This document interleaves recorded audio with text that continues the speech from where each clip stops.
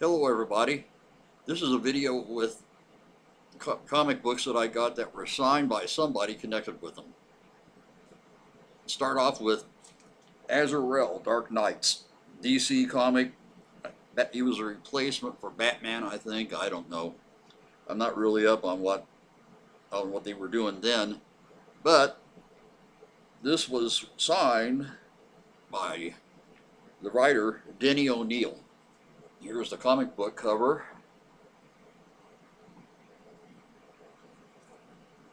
And I'm trying to get to there's the signature. Denny O'Neil, if you're into the older comics, was the one who did the Hard Traveling Heroes, I think it was later called, maybe called that then, where Green Lantern and Green Arrow were traveling around the country and getting involved in what were the social issues of its time. That was in 1971, 72, something like that. And this one is an Uncanny X-Men from around 19. Have to excuse me, I gotta. 82, and it was signed by artist Dave Cockrum, who drew the comic book.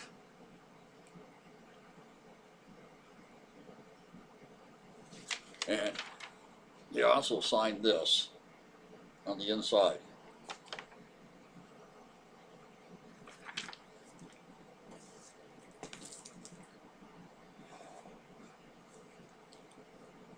This is an issue of The Flash, and it was signed by Mark Waid, the writer. Now, Mark Waid, I don't know how familiar you are with comics. There's the signature, I think. Yeah, it's with the comics, but he wrote the one of them that got kind of famous, Kingdom Come, and the same time I saw him and got that signed, I got these signed by him. It's hard to tell with the lighting, but I got 4 issues of it that he signed in the same place. Here, start this over, because the covers are, Alex Ross drew some great covers. I don't want to rush through too much.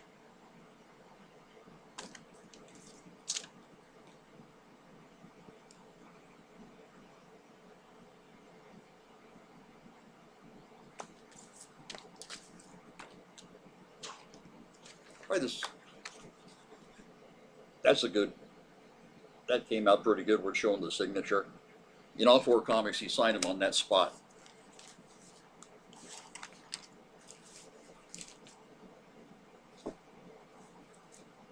Bernie Wrightson. I didn't get this done.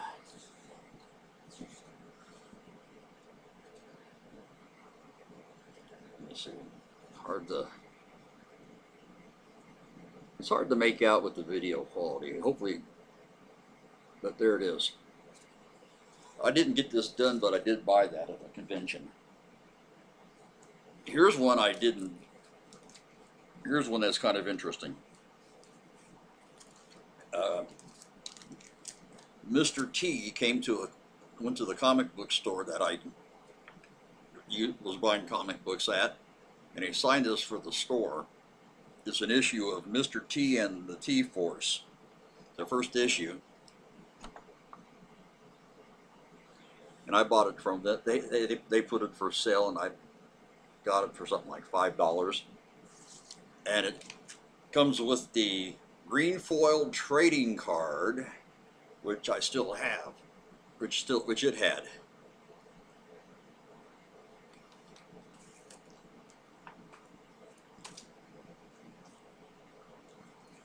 Here's a comic book that was drawn by Don Rosa. He did a lot of the Duck comics for Disney at some point. I don't know if he still does or not.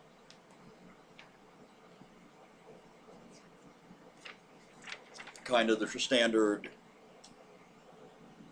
Donald Duck, Scrooge Duck, whatever type of thing.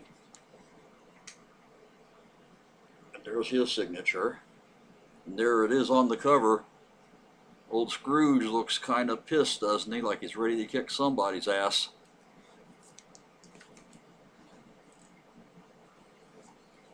I got 4 issues of Sandman Mystery Theater that was drawn by, I think it was the artist.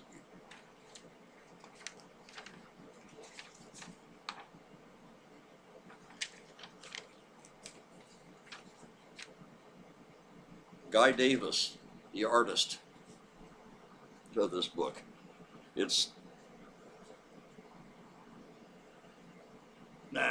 The lighting makes it hard to see that, but I got 4. I know one's got to have an easier to read one with the camera.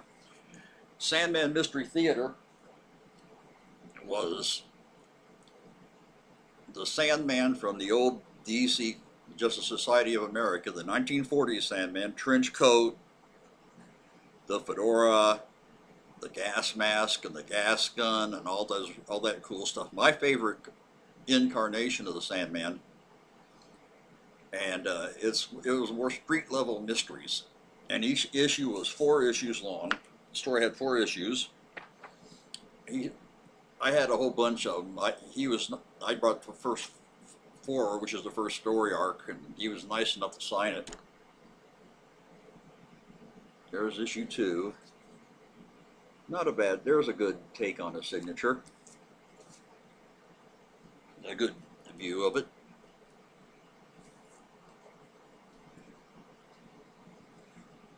Here's issue 3.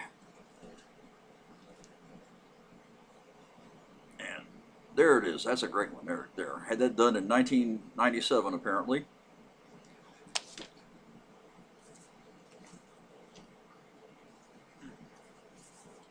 And here's issue 4.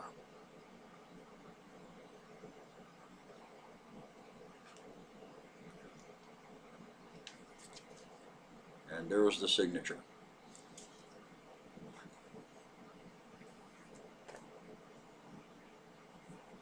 These aren't in any particular order. I just kind of grabbed them out of those and made us, from the collection. This is an issue of Rat Fink Comics. You might remember the character, you might not. Rat Fink was a character created by Ed Big Daddy Roth, or as he was simply known, Big Daddy Roth, in magazines in the first earlier part of the 60s, more like the middle part, 64, 65, 66, in magazines of cartoons that were hot rod cartoons, car-based cartoons for the most part, that were sold to a kid audience, perfect for someone like me who was 14 in 1965. With let's see if I can find a good picture of the character.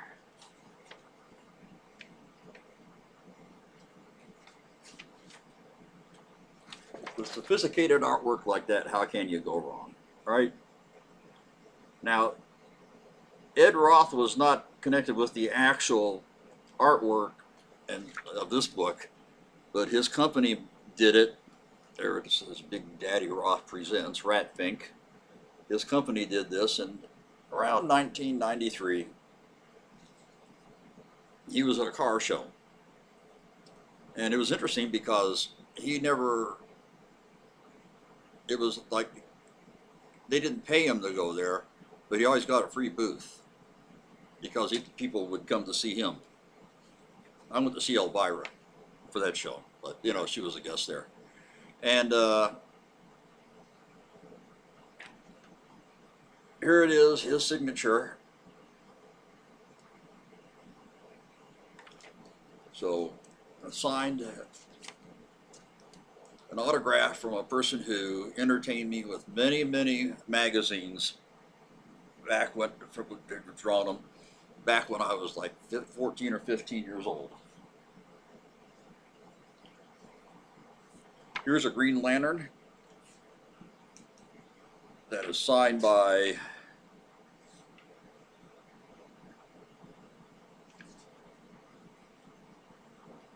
the writer, Darryl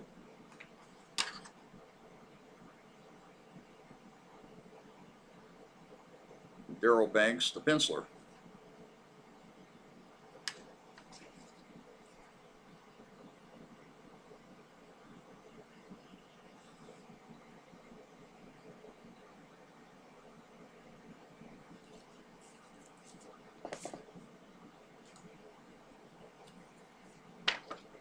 Here's ElfQuest. Some of you may know what it is, some may not, which is like a lot of these. And the two artists,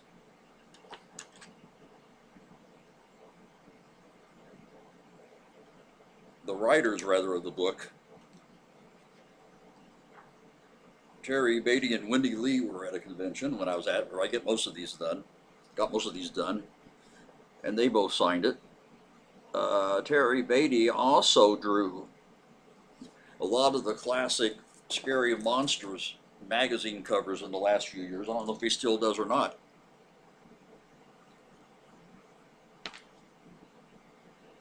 I don't know if how many of you are gamers, but there's a comic book here, Knights of the Dinner Table, which is about people sitting around the table doing pencil and paper role-playing games, much like D&D or other games like that, done by Jolly Blackburn. And he was at a Gen Con convention here in Indianapolis one year, and if there was at his booth, and there it is, Jolly Blackburn signed it.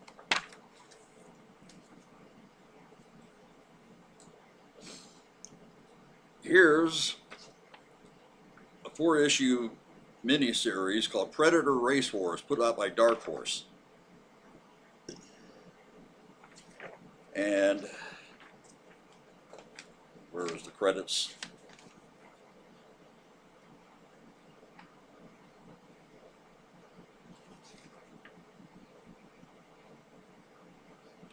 The inker of it was there.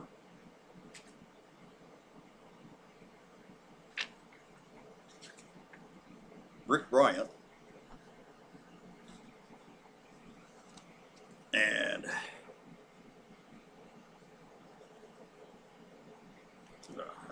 there it is. He signed all 4 issues of that for me.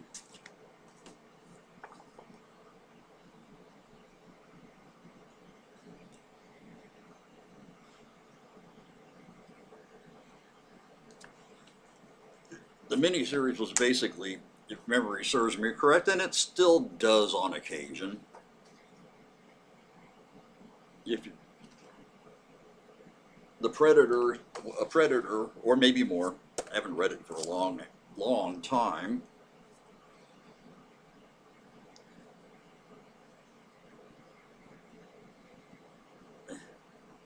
gets involved, well, that one's not hard to see the signature, but it's there, gets involved in a race riot in prison of some sort, or something like that. These are 2 comic books that are written by someone, and I got to give a shout out because he's a cool dude, and he's a good artist.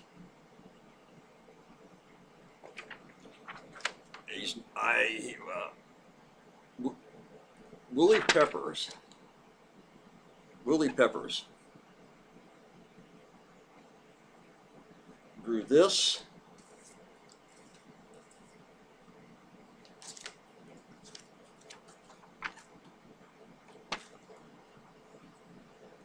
And this for me, or drew these and signed them, and signed. He didn't draw the comics for me, but he drew the comics and he signed those for me. And he used to show up at comic book shows here, and he used to do sketches for, you know, for fans, make a few dollars that way. So that's pretty cool. I'll save this one for last. I'm not sure who these people were, but it's an issue of Legionnaires that was signed by pretty much just all the main contributors.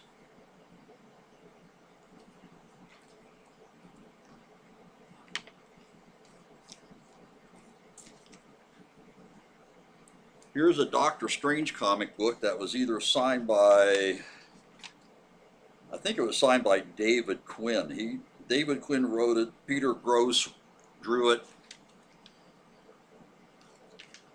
but David Quinn, I think, signed this one.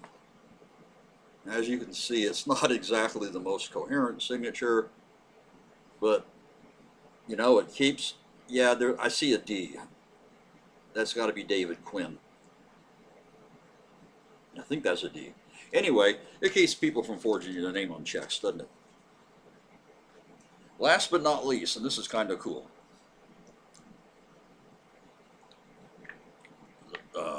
Sammy Terry, the local, has put out a comic book with sort of a thing where his character, Sammy Terry, is an Indiana legend, and I'm sure past that.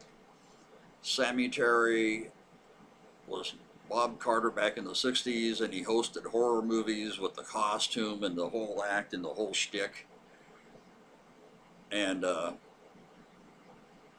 did it into the 80s. And after that, was popular in personal appearances and did the occasional repeat TV show, you know, his TV specials and whatnot. His health got bad. He passed away, unfortunately. But before he passed away, he asked his son to take over. Bob Carter was the original Sammy Terry, and he asked his son Mark to take over, and his son made those appearances and keeps the Sammy Terry thing going and has turned it into an interesting brand. So he put out a comic book that it's like he introduces horror stories. At a convention I got this. This is a picture of him from in the back. And he's on the cover as well. And Mark Carter, in costume, was at the convention, and he signed that for me. So it's a very special part of the collection too. He didn't do anything with the actual comic book itself. Someone else drew it, someone else wrote it, as far as I know. But it's about him, somewhat. So, those are the comic books.